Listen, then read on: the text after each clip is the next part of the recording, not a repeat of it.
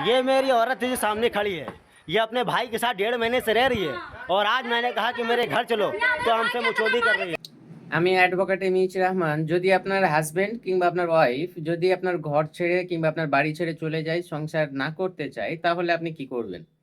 যদি আপনার হাজবেন্ড হোক কিংবা আপনার ওয়াইফ যদি আপনার সংসার ছেড়ে আপনার বাড়ি ছেড়ে চলে যায়, তাহলে আপনি কোর্টে একটা মামলা ফাইল করতে পারেন, যেটা হচ্ছে রাইট টু কনজুগাল লাইফ।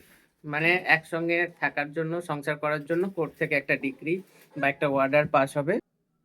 তাই আপনারও যদি ওয়াইফ কিংবা আপনার হাজবেন্ড যদি আপনাকে ছেড়ে চলে যায় এবং আপনি যদি চান তারই সাথেই সংসার করতে, তাহলে আপনিও কোর্টে এই মামলাটি ফাইল করতে পারেন, যেটা হচ্ছে যে রাইট টু কনজুগাল লাইফ। এই মামলাটি করলে আপনি কোর্ট থেকে আপনার বউ কিংবা আপনার যে হাজবেন্ড আপনি তাকে আপনার বাড়িতে ফিরিয়ে আনতে পারবেন। সর্বদা সতর্ক থাকুন, সুস্থ থাকুন, শুনতে থাকুন আমাকে এবং ফলো করুন অ্যাডভোকেট এমিচ রহমান ফেসবুক পেজ এবং ইউটিউব চ্যানেলকে। চলুন দেখা হচ্ছে অন্য কোনো ভিডিওতে, ততক্ষণ পর্যন্ত ধন্যবাদ।